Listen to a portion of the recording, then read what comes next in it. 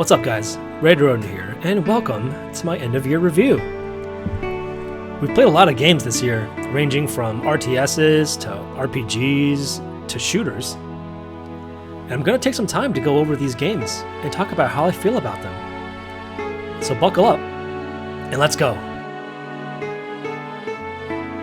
Before we get started, I'm going to give an outline about how I'm going to talk about each of these games. First of all, I want to talk about my expectation for each game. I think this is an important factor for any game or media that's being reviewed. I'll discuss briefly what I had heard about each game and what I was expecting when I booted it up for the first time, whether or not it came highly recommended or I was going in completely blind.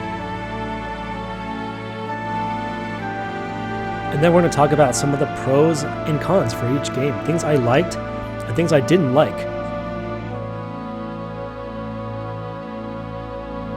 Next, I'm going to talk about my favorite moments for each game. These are moments that really define the game for me, or moments where a specific character or an event made an impact that I remember even after beating it. And then finally, we're going to be giving each game a score out of 1 to 10. With 10 being a perfect game, 5 being an average game, and a 1 being a horrible game. Since I don't really play bad games on my channel, most of the games I played this year are going to fall between, a score of 5 or 10. Without further ado, let's get started.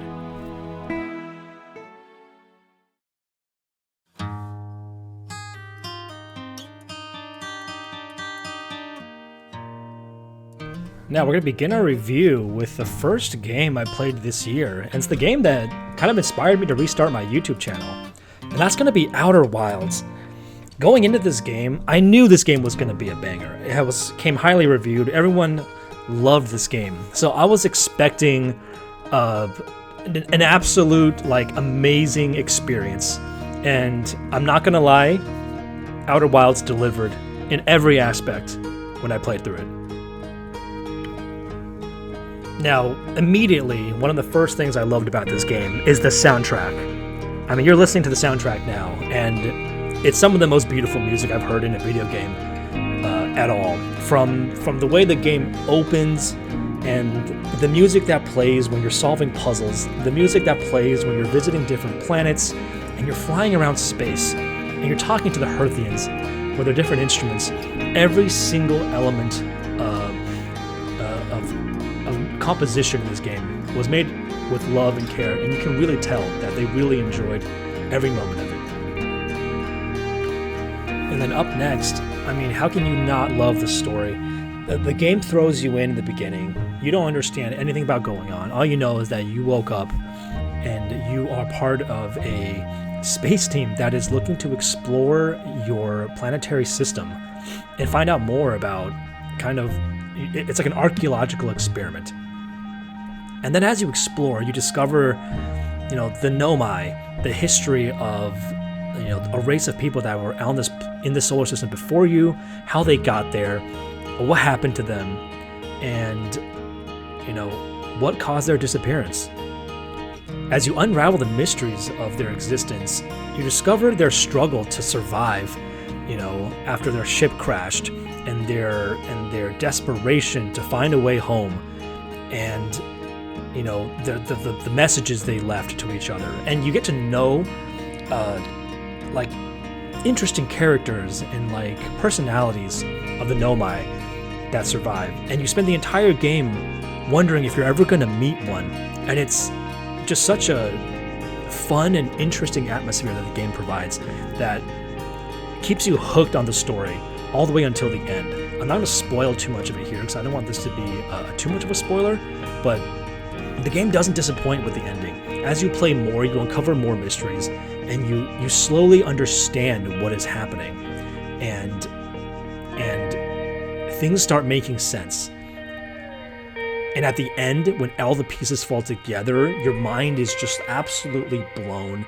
You feel so much emotional connection to the characters and to the people that you've learned about, and Oh, it's just amazing. It's such an amazing ending, such an amazing game with an amazing story. It's definitely captures everything people love about, playing a good game and experiencing, a narrative that gives you something to strive for the entire time you're playing. Now, as we move on to the next thing I really liked about this game, it's got to be the gameplay. I mean, honestly, there's very few things about this game I didn't like. You have beautiful music, beautiful story, and the gameplay is fantastic. The game is designed like a roguelike, where you are trying to solve a mystery, but you are timed. The solar system ends every 21 minutes or 22 minutes, something like that. So you only have so much time before you have to start over again. But your memories are kept, and you as the player obviously keep all the knowledge of the world that you learned. And the game finds a great way to balance exploration and puzzle solving with the fact that you're going to be gaining knowledge each playthrough, so that you can make more progress with each iteration of the game you play. And one of the best things I liked about this was that you can explore the solar system in whatever order you want. There's multiple planets you can explore, and I chose to explore Brittle Hollow first, but other players may choose to explore Giant's Deep first, or to go to Dark Bramble first. So you can find different puzzles and solve and uncover mysteries in different orders, and the game allows you to do that for free. Like there is no guided path. There is no forced direction for you to go. And the coolest thing is all the planets and all the puzzles are connected together. So just because you've gone to Dark Bramble first doesn't mean you're not coming back. All the mysteries on each planet aren't going to be fully resolved your first time through. There's going to be other planets you need to visit, and then you need to come back with the knowledge you've gained to delve deeper. Like the fact that Giant's Deep, I thought I was done with Giant's Deep so many times, and I had to go back again and again. And I thought I was done with Brittle Hollow again, but nope, there's always a secret. And I think it captures the funnest part about exploration really well. And you can't talk about Outer Wilds without discussing the quantum mechanic. They introduced that mechanic really early in the game with the little quantum stone in the tutorial area. And you're like, how is this going to be relevant in the game? How are they going to use this in the game? And discovering the quantum moon was so cool. And the fact that you have to touch something in order for it to not move around and use it to solve puzzles was a really, really unique way of creating a challenge for a player that I had never seen before. And they tied it into the game somehow. It's not just a random thing that they find that is just for the purpose of a puzzle. They tie it into the world building and the planets, and it's used as a storing mechanic for the ending of the game, which is super, super cool. Now, to discuss some of my favorite moments in this game, just in general, the first time I went to a lot of the planets were super memorable moments that I think were super, super awesome. The first time I went to Giant's Deep, without a doubt, is one of the most terrifying things I had ever done in my life. The first time I played Outer Wilds, it's not on my channel. I'd only played for 30 minutes, and I went to Giant's Deep first, and I thought it was a green planet that was really big, but I thought the cloud layer was the surface of the planet, and when I went towards the planet, I went through it, and I was like, oh, that's weird. And then I went through it, and I saw it was a water planet, and I kid you not, I was like, nope, I am not playing this game. I turned it off. That was the scariest thing ever, and the game does such a good job of making it feel real. And oh god, that's definitely one of my most memorable moments of this game. Another planet that was really, really fun to visit and also super memorable was Dark Bramble, right? Dark Bramble seems like such a weird shaped planet with a weird little hole in the middle, and you're like, what is this? And you go inside and you go through this weird little light tunnel, and you're like, I don't know what's happening here. This is really interesting. And then you run into this stupid anglerfish, and it makes you poo your pants. And it's just so interesting design. You knew something was up, right? You knew something was it didn't feel right. but you didn't know what it was gonna be. Oh, such a cool design moment, and such a memorable time in this game. And then finally, it has to be the ending, right? Like one of the best endings to a game. It felt so complete. The music, the characters all coming together, and it's hard not to get emotional just thinking about like how that game ended and how like beautiful and how well made it was, and the message it was trying to tell you. It's one of those games where like moments where like the game tells you a message that's beyond the game, right? It's a message about life. It's a message about, you know, how to think about the world, and it's so good. It's so good. Now, this list isn't going to be very long, but let's discuss some of the things I didn't like about Outer Wilds. Some of the puzzles in this game can feel a little bit unintuitive. There was at least one puzzle in the game where I was like, I don't know what I'm supposed to be doing here. I don't know if I'm doing something wrong. And it's a lot of guess and check until sometimes you just bumble into the answer. And, you know, that's pretty normal with puzzle games. It's hard to make a puzzle game that has every single answer be 100% intuitive. It makes 100% sense all the time. So I'm not going to fault the game too much for this, because it's literally an entire puzzle game, and it's extremely innovative and new and has you think outside the box. So I think it does this well 90% of the time, and it's totally okay for a couple of puzzles to be misses, and that's totally fine. Another thing I didn't like about this game was the fact that some of the events and puzzles in this game are time-based, and I think that adds a certain level of pressure to the player, which is not always unwelcome. I think that is totally okay sometimes, but it's a balance of sometimes these puzzles, because they're time-based, you feel rushed because you're trying to get to a place within a certain amount of time in order to trigger the puzzle or to solve the puzzle. And then other times, because it's time-based, you have nothing to do. You're waiting for something to happen in the world, so that you can go solve the puzzle. And, you know, sometimes it's not a lot of time, so you can just like, you're like, I don't want to go anywhere else to do something else because I don't have that much time. But you know, I also don't really want to just sit here and wait. So you end up in this weird limbo where you're like, well, I'm going to just sit here for like 5 minutes, 4 minutes, so that I can wait for this thing to trigger so I can go solve the puzzle. Again, this happens very minimally in the game, but it was one of the few things I didn't like, which you know, I have to give the game, you know, its cons where there are. Now finally, for the final score, as you guys can tell, Outer Wilds was probably one of the best games I've played ever in my life, not just this year. It's a beautiful game. It has an amazing premise. The game devs really gave me the idea, or gave me the impression, that they put all their heart and soul and love into this game. So without any hesitation, I think Outer Wilds easily gets a 9 out of 10 for me. It is as close to a perfect game as you can get, I think. So easy 9 out of 10. Great job, Outer Wilds.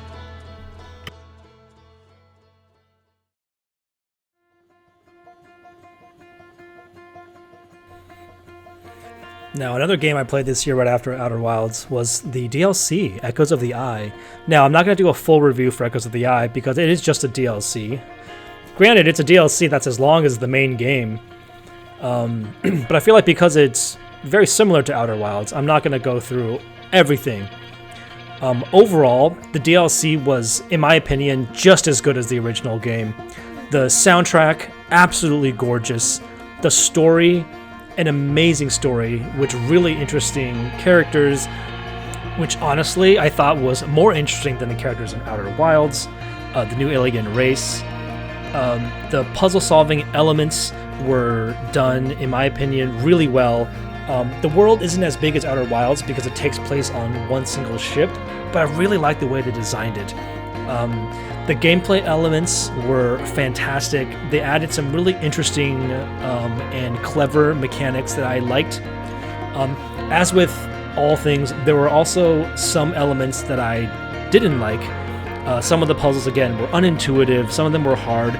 But overall, I think it was a fantastic addition to the game, and added not only interesting story, interesting mechanics. It had a little bit of a spooky element to the game that the first one had a little bit of, but this one took it to another level, which I thought was really interesting.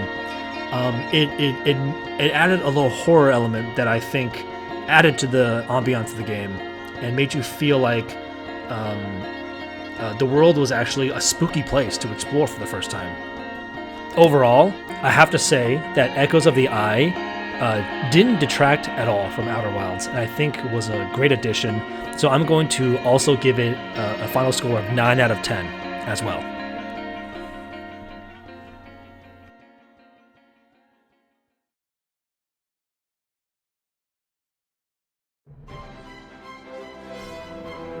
Alright, up next we have Eiyuden Chronicle. And where do I even start?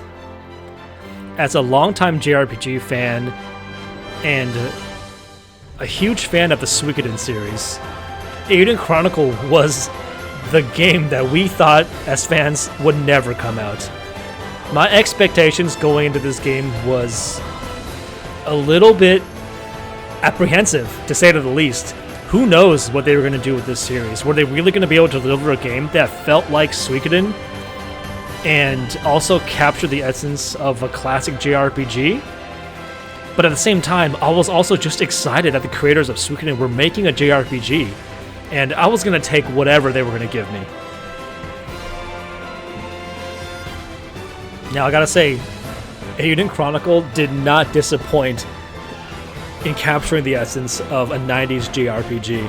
I think that was one of the things that I liked the most about the games, and you could tell the devs put a ton of effort into making the game feel like a classic RPG with the leveling system, the cool enemies, the storytelling, the combat. It not only captured the essence of a 90s RPG, but also the essence of Suikoden. Another thing I liked about the game was the fact that they did a great job with the castle building. One thing that Suikoden was known for was the castle building, was recruiting the characters, the 108 Stars of Destiny, and building a castle that made you felt like it was your home. And Eiyuden Chronicles did a fantastic job, and I gotta give them credit for making me feel like it was my first time playing Suikoden again. And then another thing I liked about it, obviously, is the music. Suikoden 1 and 2 had a lot of really great folksy music that was really catchy, and I think Eiyuden Chronicle did a great job in capturing that as well. Now, as for my best moments, I got two main moments that I think were absolutely amazing and the most memorable about Eiyuden Chronicle. Number one, without a doubt, is Noah and Sane fighting on the bridge when you were escaping Eltisweiss. That moment was so epic, it made me literally go back in time, and I felt like I was a kid again, playing my first JRPG. The song in the background, Noah and Sane facing off as friends that can't be friends anymore. Absolutely epic, brought tears to my eyes. It's moments like that that I live for in storytelling. Now, the second moment I think that made the biggest impression on me was at the very end of the game when I was trying to figure out how I was going to recruit Lean and when Lean was going to join my party. And at the very end, when Noah's making a speech and what's the guy, the bad guy with the crossbow was about to shoot Noah, and Lean jumps in and saves Noah, I was genuinely surprised that that was how Lean was going to join my party. And Periel in that scene, an absolute legend. So those two moments for me really, really defined everything I liked about Eiyuden Chronicle. As much as I loved Eiyuden Chronicle, it's definitely not a perfect game, however. The story was actually really strong for most of it, but I feel like the ending of the game felt a little bit off. The Dukes was a really cool villain at the beginning, and I felt like they were going for, a Luca Blight kind of vibe. But by the end of the game, he kind of felt like an underdeveloped character. Also, a lot of the supporting characters that were villains basically got no screen time. You didn't really know what their goals were, what they wanted. So the story element on the antagonist side definitely felt lacking. Another thing about the game I didn't like was the mini games. There were so many mini games in this game. Like, it's like they needed to meet a quota. I think maybe there was a backing like quota for how many mini games they were gonna make, and they just threw in every mini game they could. And mini games aren't bad if they're really fun, and there's a lot of depth. But the ones in Eiyuden Chronicle are okay. They're okay at best. But what made them really bad was the fact that characters were locked behind playing minigames, especially the cooking one and the Beyblades one and the card game one. These aren't minigames that you play 3 or 4 times and you can recruit a character. These are games that you need to finish. You need to finish the entire story and get to the end game of the game before you can unlock these characters. And I think that was a huge miss on their part. And there were some really cool characters that were locked behind them, but it was a pain in the ass to get them. And I think they could have done a better job to figure out either making the games more fun or making these characters not locked behind the final battle of these minigames.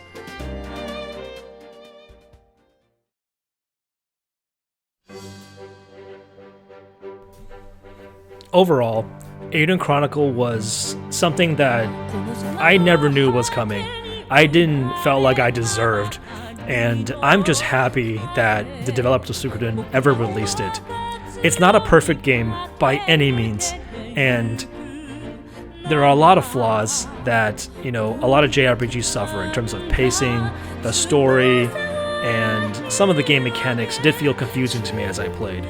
But overall, I feel like Eiyuden Chronicle did a great job capturing the essence of a JRPG, and especially capturing the essence of Suikoden. It had really cool characters. Sane, Marissa, and Noah were really interesting characters, and I really enjoyed playing as them. All the characters were voiced, which I was really surprised by, and the animations and the 2D sprite work was really, really cool. Because of that, I feel like even though Eiyuden Chronicle wasn't a perfect game, I can't give it too low of a rating. So I think at the end, I'm going to be giving Eiyuden Chronicle a score of 7.5 out of 10. Somewhere between good and great.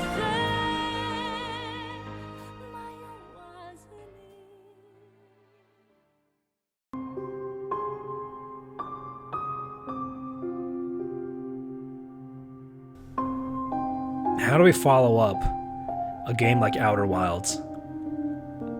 How do we follow up a game that was perfect in almost every way?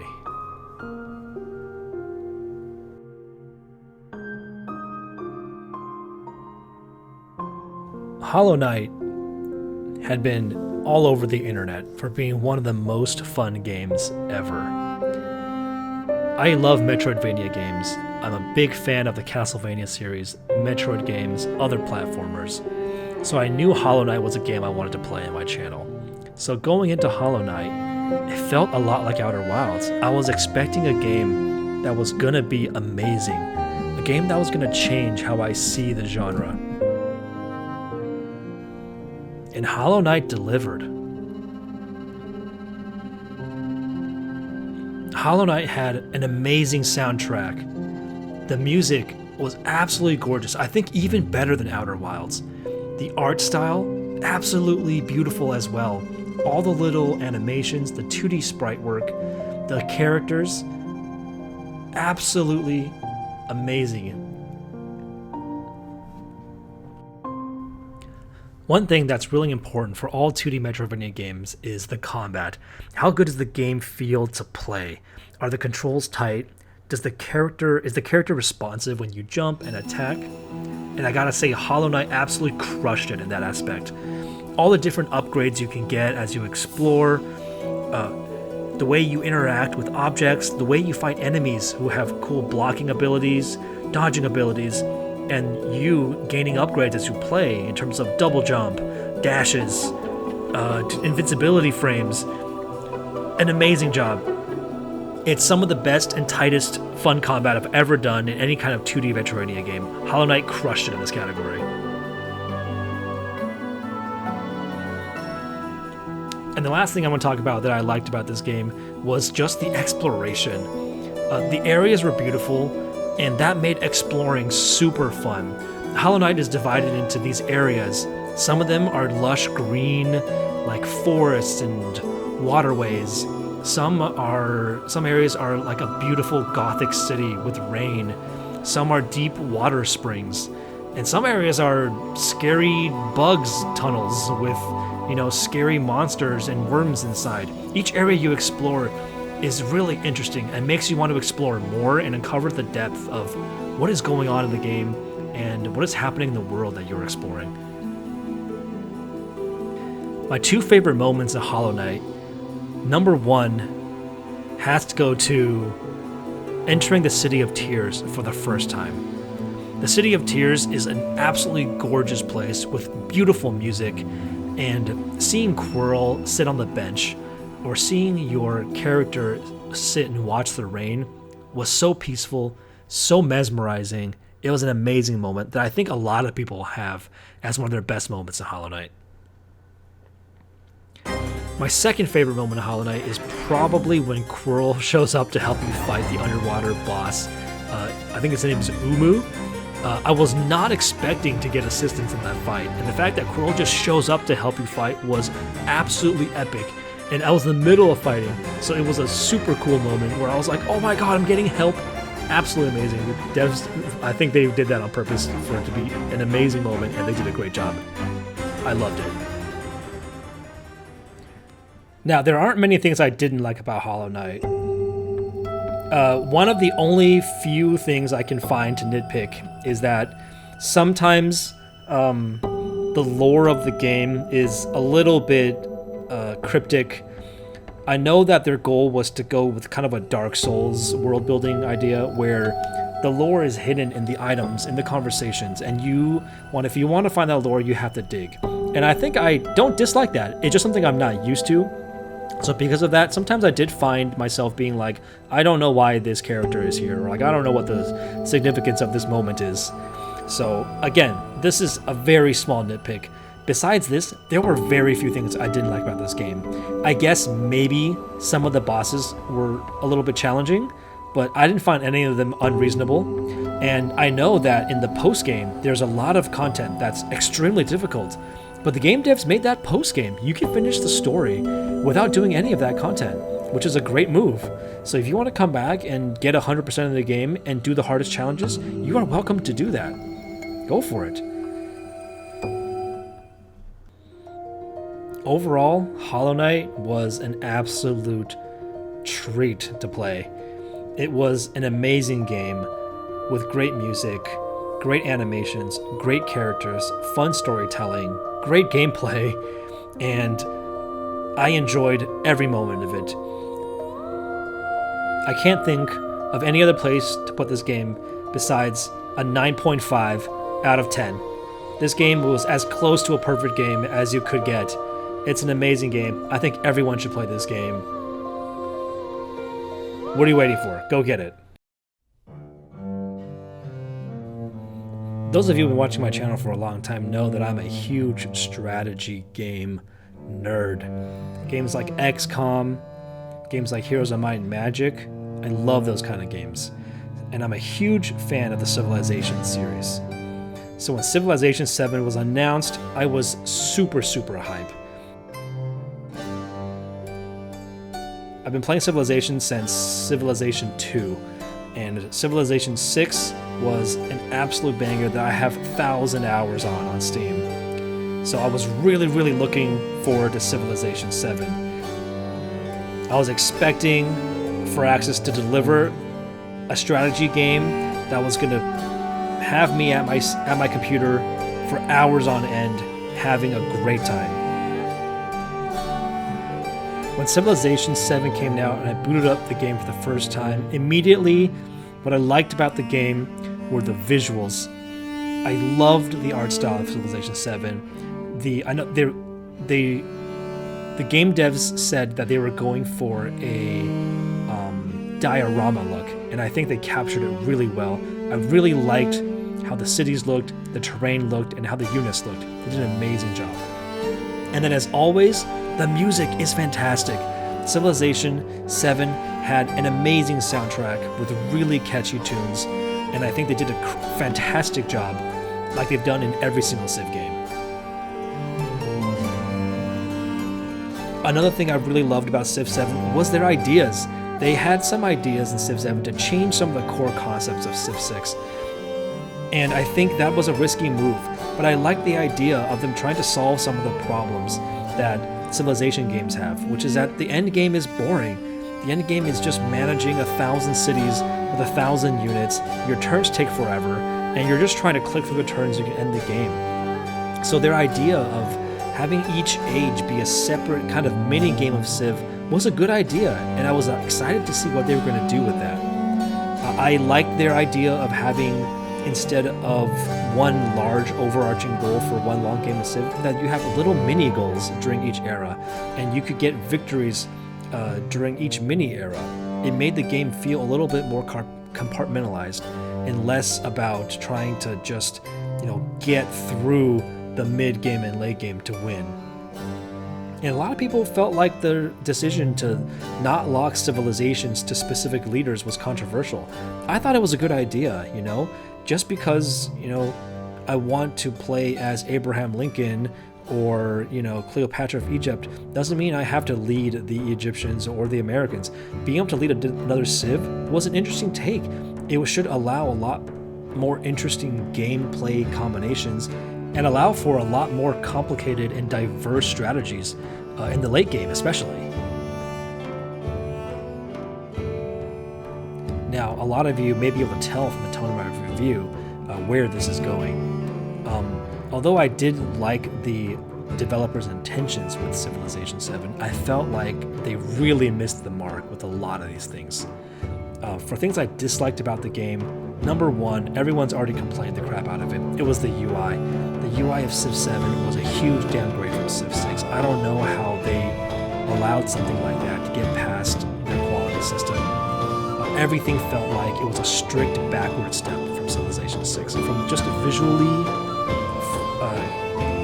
looking at it, it didn't look pretty, it didn't look interesting, and then also just functionally, a lot of functions were missing. There was no way to label your tiles. There's no way to search for things on the map, which are things that you'd come to expect to have in a Civ game. So the UI overall was a huge, huge step backwards. Another thing I didn't like about the game was that the gameplay just felt incomplete.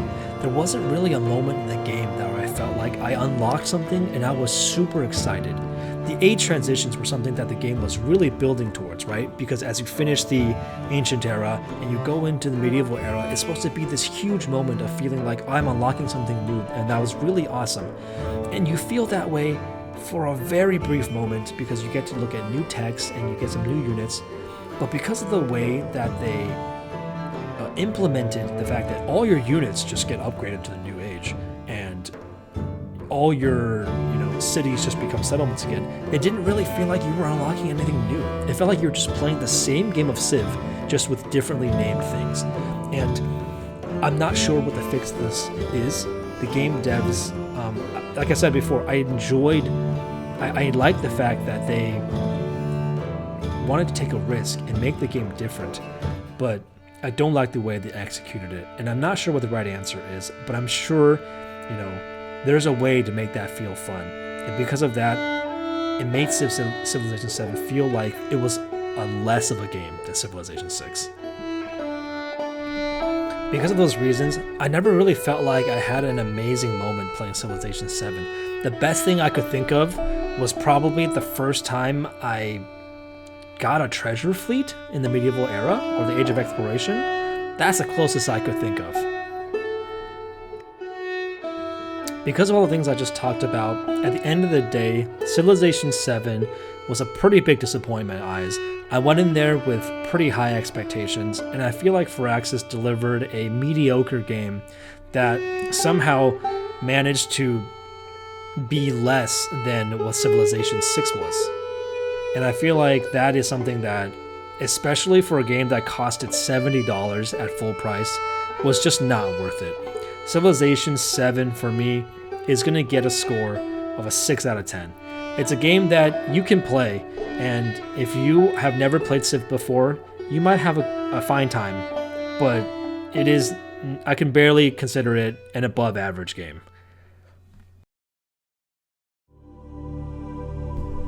Thalassophobia, an intense, persistent fear of deep or vast bodies of water, like oceans, seas, and large lakes, stemming from the unknown depths, darkness, or potential hidden dangers, not just the water itself. Subnautica is a game I had previously played, but I wanted to play it for my channel this year just for fun. So my expectations for the game weren't that high, as I had already experienced the story and frights it had to offer. So in this review, I'll talk a little bit about my experiences before, and also my experiences replaying the game this time. Not to sound like a broken record, but the music of Subnautica is the perfect accompaniment to the atmosphere of exploring an alien planet. From the soothing tunes that play when you're in the shallows, to the dark, eerie ones that play when you're exploring the dark depths, the music is always there to remind you that you're exploring an alien planet and that anything could happen at any time. Anyone that's played Subnautica will tell you that the best part of the game is just how gorgeous everything is.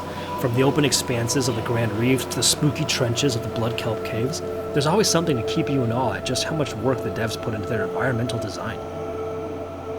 Unlike Outer Wilds, which focuses on exploration and puzzle solving, Subnautica's exploration focuses entirely on environmental and resource gathering, which often leads to situations where there's just enough distraction to keep you from noticing the giant megalodon monster that's about to snack on your yummy butt. You'd think with the game so focused on exploration and ambience, something like base building would be an afterthought, but I really enjoyed the base building aspect of Subnautica. There's something super satisfying about going out looking for resources and bringing them back to build new upgrades for your home and vehicles. The base building tool makes it easy to do, and the game is pretty forgiving about building placement, allowing for anyone to build a really cool looking base without much effort. As for favorite moments in Subnautica, number one has to go to your first Leviathan attack. In the world of Subnautica, there's these giant creatures called Leviathans. Some are hostile, and some are friendly. But as you wander around the planet, it's inevitable that you are going to encounter a Leviathan at some point. And no one forgets their first Leviathan encounter. Another memorable moment for me is probably the first time going into the Blood Kelp Cave. There's a lot of awesome biomes in Subnautica, and discovering each one for the first time is a really, really exciting experience. But the one that I think left the biggest impression on me is the Blood Kelp Trench. The way the music plays, the way the kelp looks, it is the epitome of everything I'm afraid of, and I can't believe the game devs captured such an eerie biome perfectly.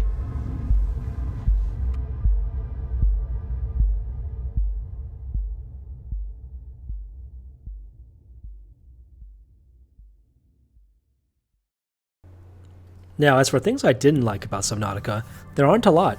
One of the biggest things I didn't like was the Cyclops. Now, I know this might be a hot take, but everyone seems to love the fact that you get to control a giant submarine base.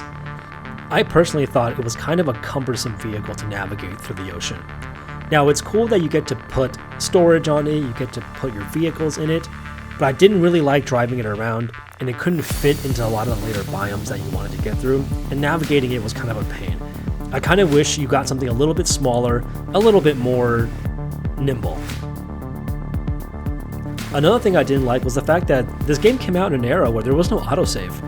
Nothing is more frustrating and more annoying than playing the game for hours, collecting resources, building your base, and then accidentally dying or getting stuck somewhere and drowning, and finding out the game didn't autosave for the last hour. You have to manually save to save your progress. Overall, Subnautica was an amazing game that had amazing music, amazing ambience, great environmental design, and really, really fun gameplay. I loved exploring every inch of the ocean, and I loved getting all the resources to build my base and solving the mystery of the alien planet to figure out how to get home. At the end, I think Subnautica is a fantastic game and deserves an 8 out of 10.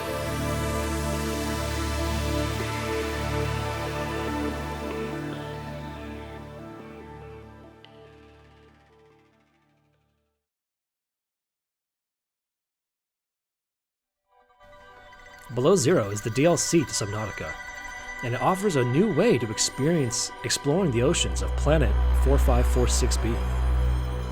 Instead of being a stranded adventurer, this time you're a woman looking for her lost sister at an abandoned science post. Below Zero changes out the more exploration-focused base game of Subnautica with a more narrative-driven experience. Now, there's still plenty of exploration to be done, and there's tons of new biomes to explore. The game focuses a lot more on the story of Robin as she explores the biomes, looking for clues of her missing sister, and along the way, discovering secrets of aliens and characters that you know from the previous Subnautica game. The fact that the story is more narrative-driven was kind of a controversial take when this game first released. I personally really enjoyed having the game told to me a different way. Being able to uncover the secrets of the story as I played was an enjoyable experience. And although it's different from the wide open exploration idea of the original Subnautica game, I still had a great time. The new biomes that Subnautica Below Zero introduces are all really cool and really interesting. Two of my favorites are the lily pad islands and the deep lily pad caves. Lily pad islands are the new thalassophobia triggering biome for me. I don't know what it is, but the way the lily pad roots dangle down from the surface of the water makes me think of dark and deep creatures that lurk beneath it, and even though that biome isn't actually that deep in the water, it makes me absolutely terrified just thinking about them in my head.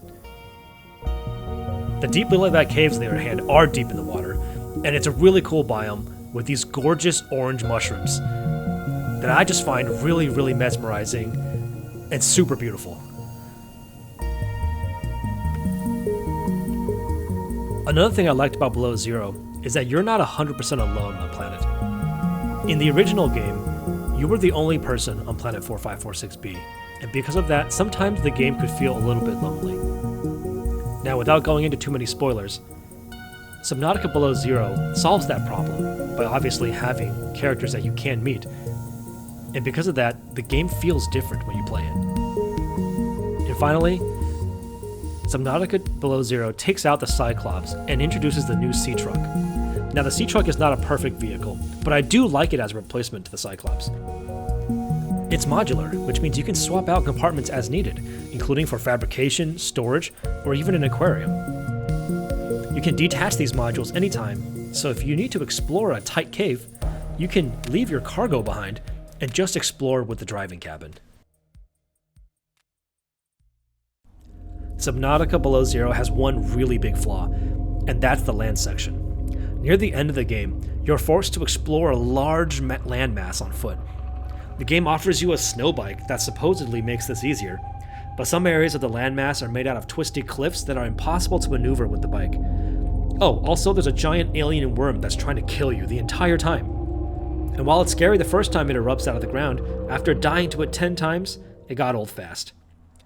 This is one section of the game that really felt out of place. Overall, Subnautica Below Zero isn't a perfect game, but I still really enjoyed everything it brought to the Subnautica series. I love the new biomes, I love the new creatures, and I love the new base building. So in the end, I want to give Subnautica Below Zero an 8 out of 10.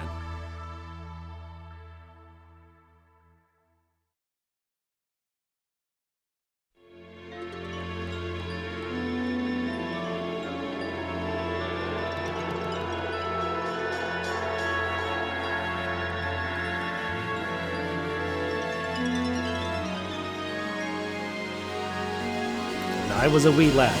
My parents got me a random game that introduced me to the world of fantasy and RPGs that changed everything. Genso Suikoden. And now, 25 years later, Konami surprised all Suikoden fans by releasing not only a remaster for Suikoden 1, but also its critically acclaimed sequel for Suikoden 2. Now, I'm going to review these games together, since they came out as one bundle. Since I've played both Suikoden 1 and Suikoden 2 before, my expectations going into this remake were extremely hesitant. Konami doesn't have a great track record of remaking games, and Suikoden 1 and 2 are my childhood favorites.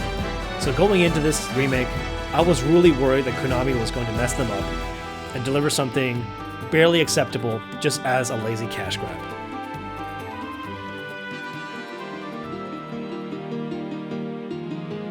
What makes Suikoden special as an RPG is that there's a cast of over 100 characters that you can recruit. From blacksmiths to tailors to soldiers, people of all sorts come join your army to champion the cause and fight against the tyranny of the Empire. The best part about Suikoden is eagerly going back to your castle after recruiting a new character to see what new shop they set up or what new addition they've added. The remake did a wonderful job of updating the art and the characters from the original 1995 and 1998 release. The colors pop, and the world looks like just how I imagined it from my childhood. The new character art is also super beautifully made in both the in-game models and the character portraits. Another huge update they added in the remake is reworking all of the translations in the game. No more Suikoden and weird text boxes that say random words. It makes playing the game so much smoother for a newcomer. Oh, and also diagonal movement. No one ever asked for it, but now I can never live without it. At this point, this may come at no surprise, but the soundtrack to this game is amazing. Apparently, I just don't play games with bad soundtracks. From the quiet tunes that play when you're in Lake West, to the epic tunes that play when you're in battle, Suikoden and Suikoden 2 has some of the best music in any game, in any RPG that I've played.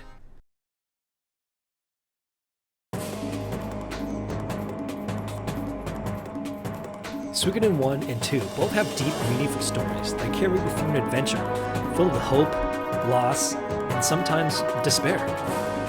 The series is much more carried by the story of Suikoden 2, as the characters get a lot more development in both the heroes and the villains.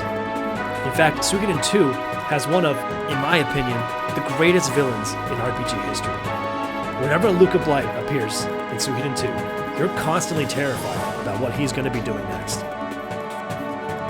And that brings me to one of the best moments in the Suikoden series, and that's your showdown with Luca Blight. After spending the entire game running away and escaping and trying to get away from him, there comes a time when you finally are able to face him with the might of your army versus his. When you finally face him in battle, it takes not one, not two, but 3 fights with 3 separate parties in order to make the battle fair. And the entire time, he's one of those bosses that you're worried that you're just not going to be able to beat, no matter what you do.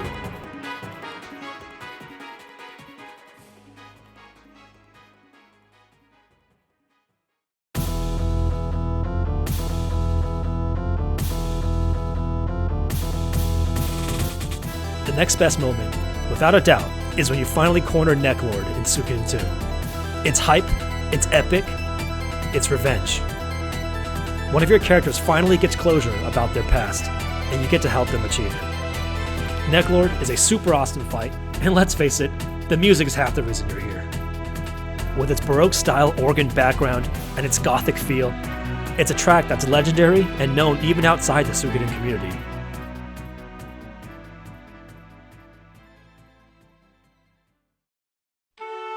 As much as I love Suikoden, it's a game series that's not without flaws. Suikoden 1 is not quite as polished a game as Suikoden 2. Some of the characters are a little bit lackluster, and many of the 108 stars of Destiny that you gather don't have significant impact on the story. Suikoden 1 also has a lot of story events that have required characters that you must bring, which leads to a lot of parties feeling locked, removing the freedom for you to choose whatever party's members you want. This is mostly addressed in Suikoden 2, however. Suikoden 2 has a little bit of a pacing issue. While the story is extremely tight and entertaining for the first half or even 3/4 of the game, towards the last part of the game, the story does tend to wander a little bit, leaving some people to feel like the ending is a little bit sudden and unsatisfying.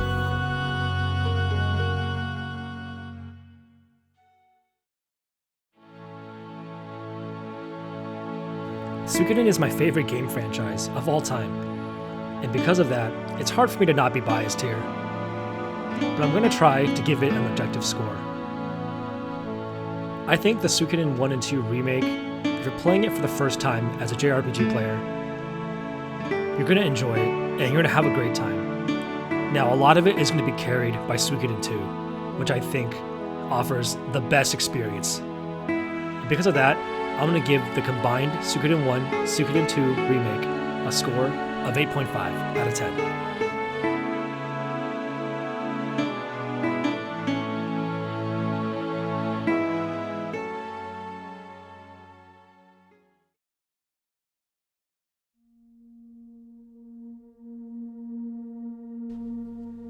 Up next, we have a completely different kind of game.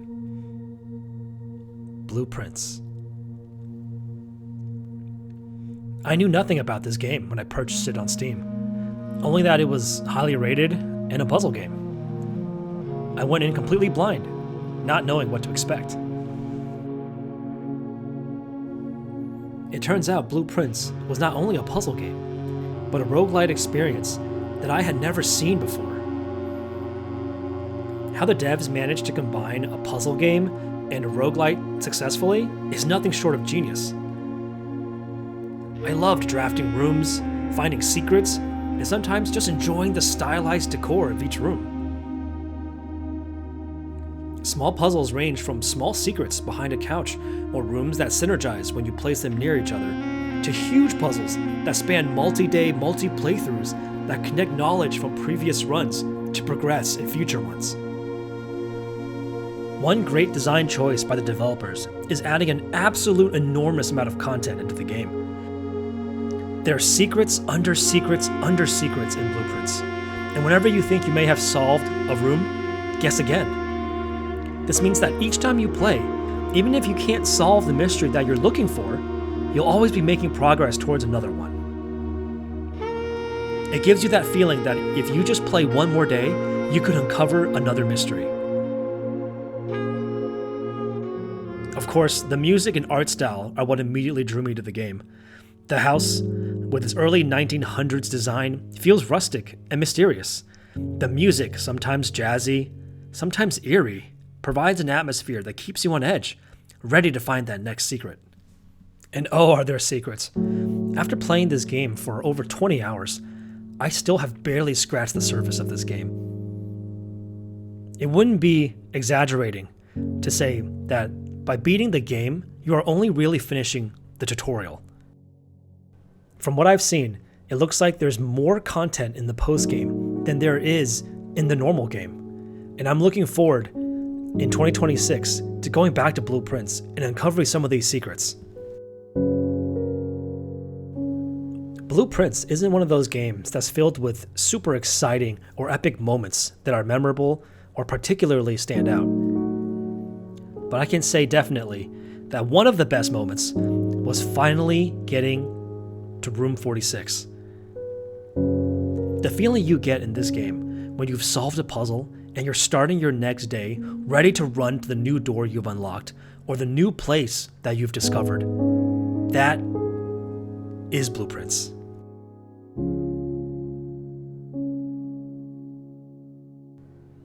As a deep puzzle game, Blueprints isn't without its flaws. As expected, because there are so many puzzles in the game, it can feel overwhelming and extremely discouraging sometimes with the amount of puzzles being thrown at you. And that is probably Blueprints' primary drawback. However, if you have a notebook, I highly recommend you take notes while playing this game. That way, you can keep track of all the different mysteries and puzzles that you've uncovered, and make progress as you play. Another small gripe I have with Blueprints is the fact that the game does not allow you to save in between each run. Now, I'm not sure why the devs made it this way.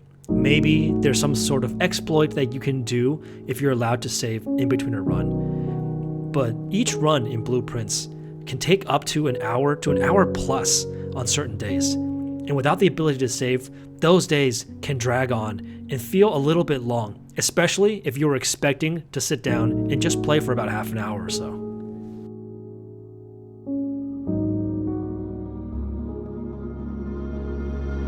Overall, Blue Prince was a game unlike any I played before. If you like roguelikes and you like puzzle games, Blue Prince is an absolute must-play. There are so many things this game does that I have never seen done in any other game before. Blue Prince captures the feeling of playing old-school board games, reading old-school mystery novels, in a way that I didn't think possible. And because of that, Blue Prince, even though it's a game I had never heard of before, gets an 8.5 out of 10.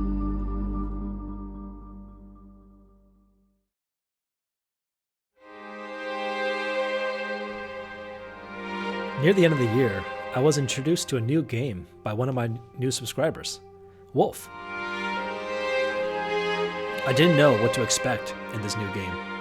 I just know that it looked really cool and looked like it had a fun adventure vibe. That game was called Sky, Children of Light. There's two things about Sky that I don't even need to say for you to understand how I feel. So I'm just going to play some footage from the game, and you'll know what I mean.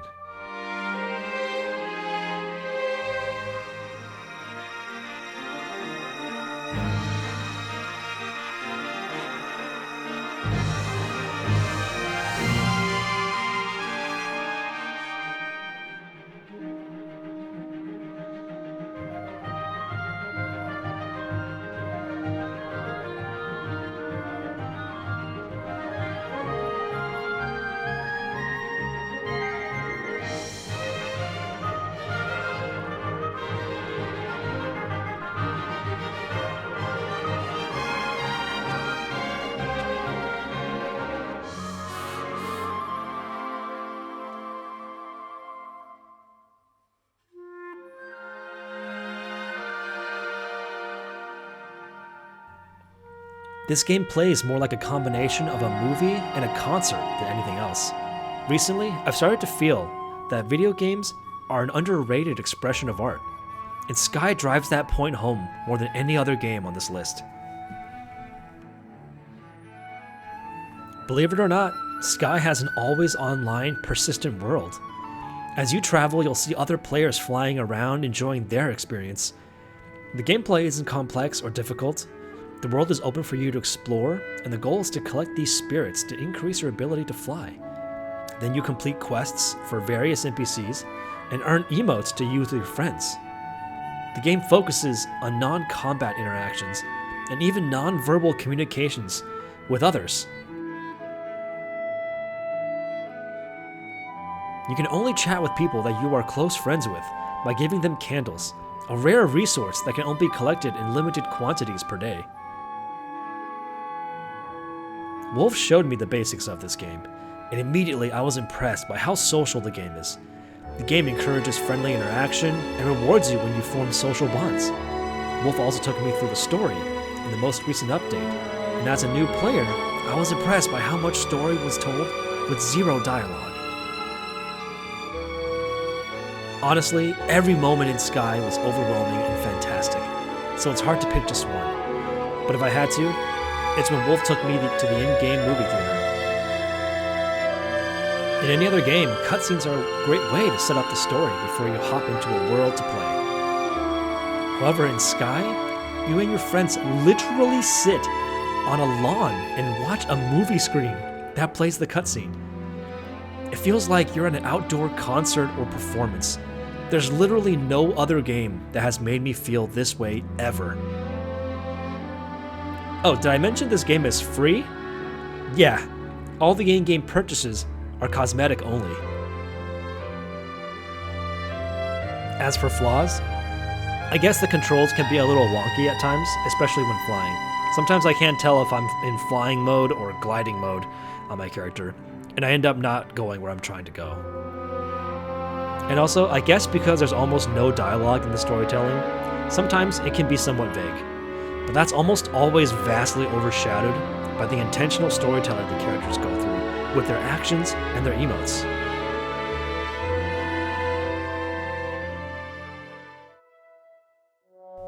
Sky Children of Light redefines storytelling in video games and shows the world that video games can be just as beautiful as any painting or concert that you can go to. Between the story, the graphics, and the amazing music, Sky Children of Light surprised me in every possible way this year. And because of that, I feel like Sky Children of Light deserves at least an 8.5 out of 10.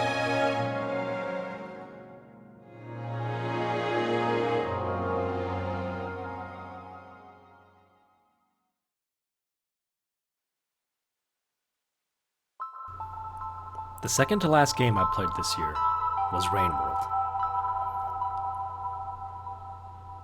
It was suggested to me by a member of my chat, and when I checked it on Google, also had received really great reviews. It looked similar to Hollow Knight, and I was looking forward to playing a new platforming game about an adorable cat hamster.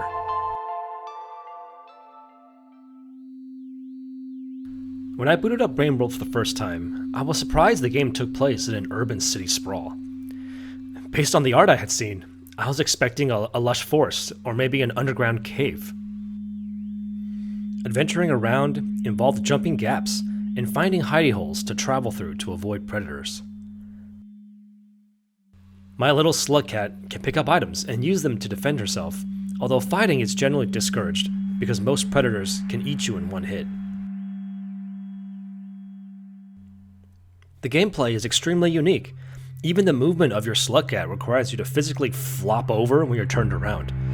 This can lead to cases where jumping or grabbing can be difficult as you try to maneuver your short little arms to reach ledges or handholds. And then, as I explored, the rain finally started. Like in most video games, I thought I just needed to get under some shelter and I would be okay. But it was one moment in Rain World that I will never forget.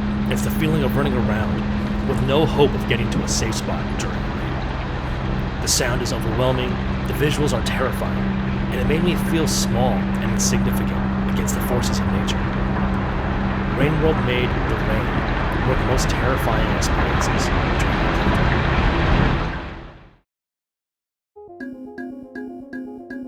Rain World was apparently highly rated on Steam, so I was surprised when I found out when I played it I wasn't having the best time. It might be the setting of the game, or maybe the art style, or maybe just the movement, but something about Rain World wasn't hitting me the same way it was hitting others. I found the world confusing, the mechanics were never explained to me, so I spent a bunch of lives just repeating the same tasks just to see how things interacted in the world. The game is really punishing with the karma system, requiring you to go complete areas and collect food without dying in order to advance to the next area. Now, I suspect the game is designed this way, because it's meant to be like a survival platformer, where discovery of mechanics and exploration will be rewarded eventually.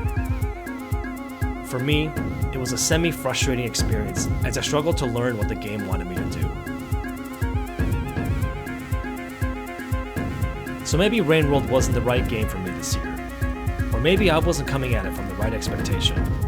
So for now, I'm going to give Rain World a tentative 5 out of 10. I want to caveat this, that it may just be my unpopular opinion. In 2026, hopefully I can find time to go back to Rain World and see if changing my expectations will give me a different experience.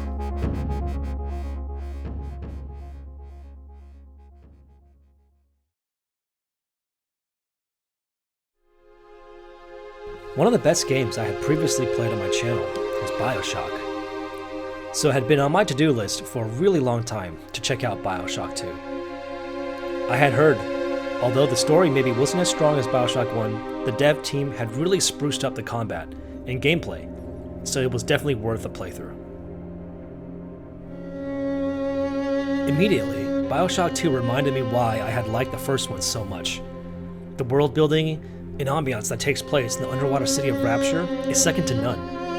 As you wander, you find endless clues about what life was like in the supposed utopia. Although to be fair, it doesn't really do anything different when compared to the first Bioshock game. Combat in Bioshock 2 is literally everything I could have ever asked for.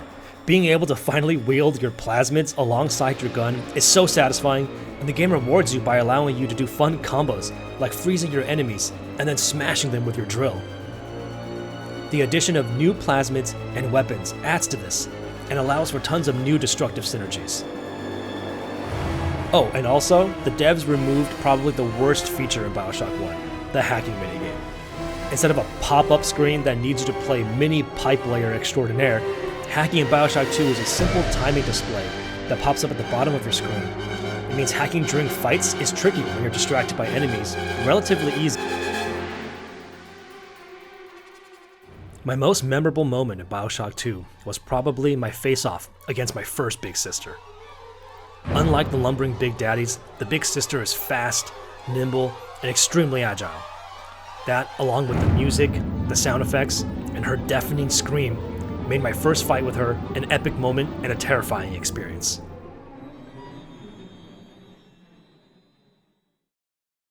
Bioshock 2's story isn't as strong as Bioshock 1.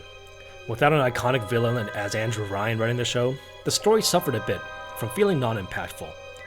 Each area of Bioshock 2 had its own little mini-villain with a backstory that, I'm not gonna lie, I just can't remember.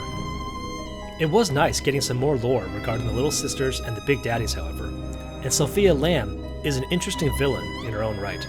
She gave the game a more maternal feeling than Bioshock 1, since you spend a lot more time saving the Little Sisters and learning about Eleanor and Sophia's relationship. Speaking of saving Little Sisters, that's one task that I wish this game dialed back on just a tad. In each area you visit, there's 2, sometimes 3 Little Sisters that need saving. Each one is guarded by a Big Daddy, and while defeating them isn't necessarily difficult, especially in the late game, it does get old quick. And after you save the Little Sister, you need to escort them and protect them while they gather Adam from nearby corpses. The game does reward you extra Adam and loot when you do this, but after going through my 6th area, it did get a little tedious. I think if they had lowered the amount of Little Sisters needed by 1 per area, it would have been perfect. All in all, Bioshock 2 was still an enjoyable experience. Going back to Rapture as a Big Daddy and saving the Little Sisters gave a lot of closure that I think the series needed. The gameplay really carried Bioshock 2, and because of that, I think I'm going to give it a final score of 7 out of 10. A good game.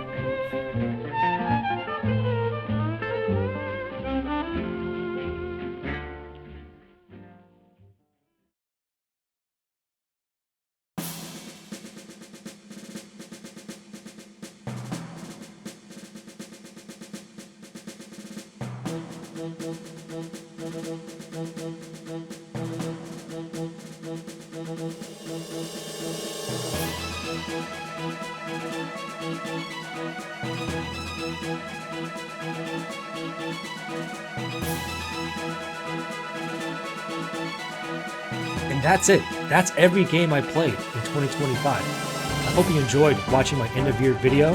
I tried to keep it as short as possible. You may notice that there's a few games missing from this list. Hades 2, Hollow Knight Silksong, and Warcraft 3. Since I haven't finished those games yet, I'm going to be reviewing them in 2026. Thanks to all of you that watched my videos this year, and if you like what you see, leave a comment or subscribe to my channel. I hope to see you all in 2026. The next 2 games on my channel are going to be Clair Obscura and Spider-Man. Hope to see you there. Happy New Year.